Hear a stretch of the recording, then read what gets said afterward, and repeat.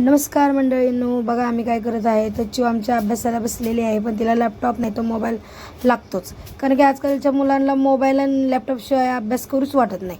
तर दीदीची आणि तिची मस्ती चाललेली होती, कारण की तिला हिंदीचं लिहायचं होतं म्हणून दीदीला सारखे विचारत होते, पण दीदी काय सांगत होती कारण की तिचा बी एक्झाम होता हिंदीचा पेपर, म्हणून ती तयारी चालू करत होते. तर चिव तिला मागत होती, तर दीदी म्हणली मी काय करून देणार नाही, तुझं तू बघ. मग आम्ही संध्याकाळी आहे ना बाहेर जाणार होतो. संध्याकाळी आम्ही बघा बाहेर आलेलो आहे, कारण की तिकडे आमच्या बाजूला आहे ना गायनचं आहे.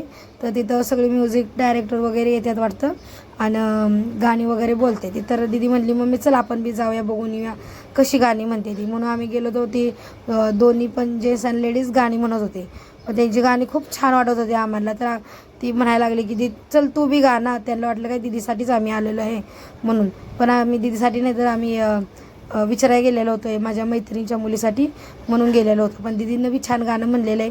कसा वाटला आमचा ब्लॉग ते सांगा कमेंटमध्ये, आणि लाईक करा, फॉलो करा.